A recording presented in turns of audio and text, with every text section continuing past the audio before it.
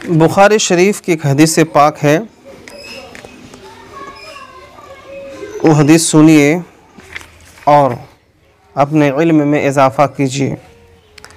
बुखारी शरीफ की हदीस नंबर 6928 और इस हदीस के रावी हज़रत अबू हुरैरा रज़ियल्लाहु ताला अन्हु है। वो कहते हैं कि मैंने जनाब रसूलुल्लाह सल्लल्लाहु अलैहि वसल्लम को ये फरमाते हुए सुना कि बूढ़े का दिल दो चीज़ों में हमेशा जवान रहता है, उनमें से एक दुनिया की मोहब्बत और दूसरे लंबी उम्मीद यानी कसरत माल और उम्र की दराज़ी। ये दो चीज़ें जवान रहती है। इस हदीस पाक की रोशनी में हम ये कह सकते हैं कि इंसान जिस कदर भी बूढ़ा हो जाए लेकिन दुनिया की मोहब्बत यानी माल की मोहब्बत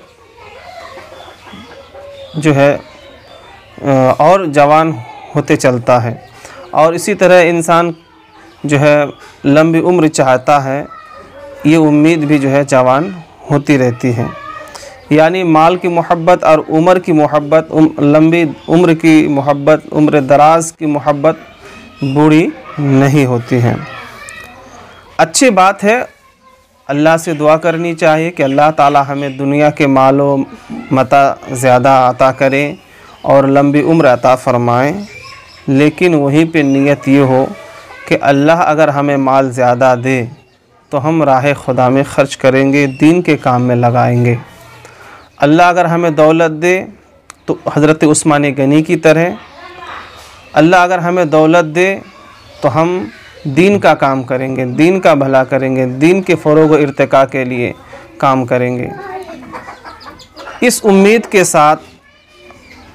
इस नियत के साथ या इन चीज़ों की नियत करते हुए अगर कोई ज़्यादा माल हासिल करना चाहता है या उम्मीद रखना चाहता है या दुआ करता है तो अच्छी बात है, वरना फिर वो आखिरत की बर्बादी का सबब है। इसी तरह से अगर कोई ये दुआ करता है या अल्लाह मुझे लंबी उम्र दे, लंबी उम्र दे, हर किसी की ख्वाहिश होती है कि वो जुग जुग जिए, सालों जिए, तो इस नियत के साथ, इरादे के साथ कि अल्लाह हमें लंबी उम्र दे तो हम जो है ज़्यादा से ज़्यादा अल्लाह की इबादत करें।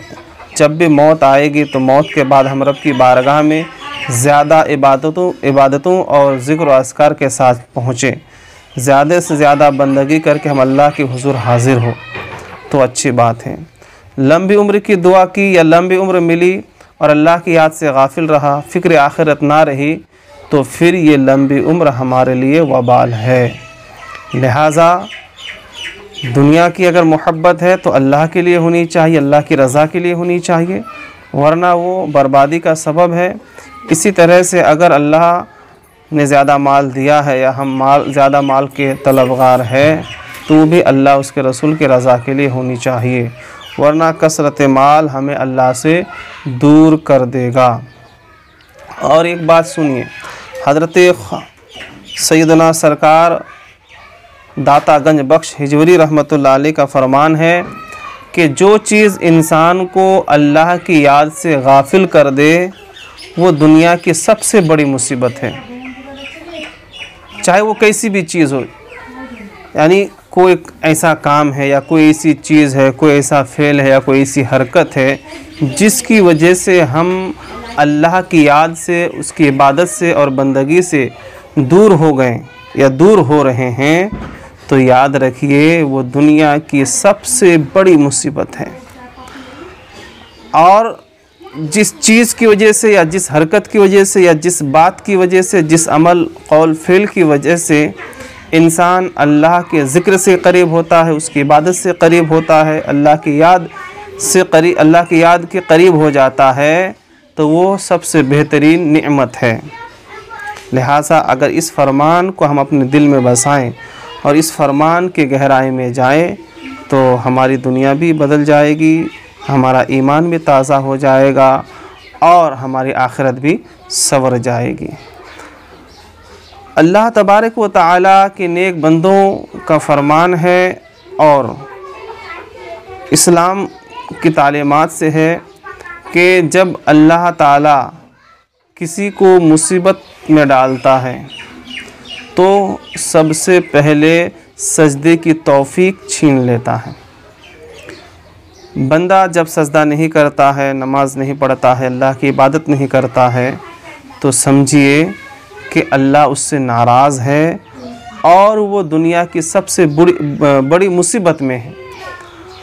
और जिसको अल्लाह ने सजदे की तौफीक दी है, नमाज की तौफीक दी है, जिसको अल्लाह ने इबादत और बंदगी की तौफीक दी है,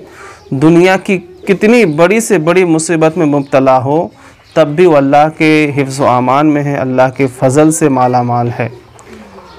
अल्लाह करीम हम तमाम को इबादत और बंदगी की तौफीक अता फ़रमाए।